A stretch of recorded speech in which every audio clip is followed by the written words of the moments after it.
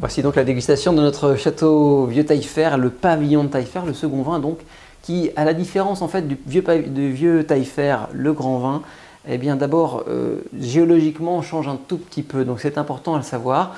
Il faut savoir que là on va chercher des silices, on va chercher des sables également. Ça va donner des vins un tout petit peu plus suaves et sphériques, mais il y a une petite proportion de Cabernet Franc qui donne de la hauteur et de la fraîcheur. Alors que Vieux Taillefer tout seul, lui, est dominé par le Merlot. Ça change un peu évidemment la rondeur et la suavité, mais dans le pavillon 14, sur un millésime comme ça, eh bien, on a parfaitement la lecture des grands vins de rive droite à Bordeaux, sur des structures alcool qui sont modérées, 13 degrés pour ce Saint-Émilion. Je peux vous dire que les Saint-Émilion qui ne tutoient pas les 14 ou 15 aujourd'hui sont rares, donc il est important de regarder comment cette propriété aborde le changement climatique et comment elle aborde les choix de vendange également. Et ça, vous devriez normalement tactilement le ressentir assez rapidement. Alors quand on regarde bien sûr cette robe, eh bien, elle est typique des grands vins de Bordeaux. Un grenat sur le merlot ici, à peine appuyé. On ne peut pas trop lire à travers. Les reflets sont encore jeunes, c'est une évidence en 2014.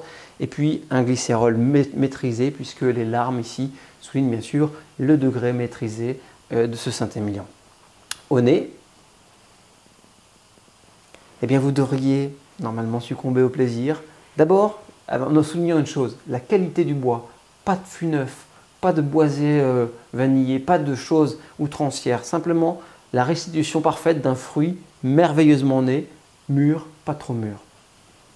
On passe bien sûr par les notes de prune, qui votent pour moi la quetch, les notes de cerise burla, typique du merlot, hein.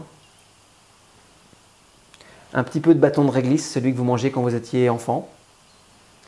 Ce côté un poil végétal qui est en filigrane, qui rappelle qu'il y a un peu de Cabernet Franc,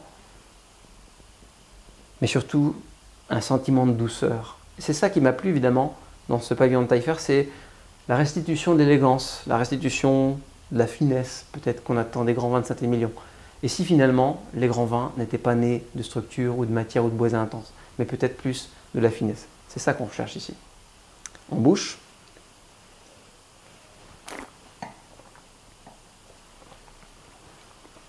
vous noterez les qualités tactiles de ce vin. Suavité hors norme, fraîcheur alerte, bien acidulé, tanin très polymérisé, très fin, très suave en finale, et un vrai extrait sec, une vraie longueur, une vraie persistance aromatique. Il est important de souligner que la propriété est en train également de travailler en viticulture pour aller chercher plus de restitution avec une viticulture en bio, de restitution du sous-sol, un peu plus de minéralité, un peu plus d'allonge, un peu plus de goût. Je rappelle simplement que ce vin est un second vin, et ça c'est important, puisque quand on parle de cette qualité tactile-là et de plaisir de goût en bouche, et bien évidemment, on n'a pas ça avant les très très grands vins, souvent en Saint-Émilion.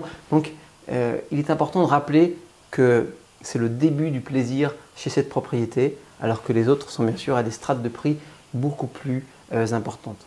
Vous pourrez vous concentrer également sur la persistance aromatique intense qui est très bonne ici. On est 7-8 caudalie sans forcer, ce qui est souvent la signature d'un très beau terroir, alors qu'évidemment, ici, on n'a que le second vin. Voilà donc pour la dégustation rapidement de ce pavillon de Taillefer. Évidemment, un vin de cette envergure, ça appelle les plaisirs du partage, de la chair et surtout parfois de la cuisine. Alors parlons-en justement dans notre vidéo mode d'emploi.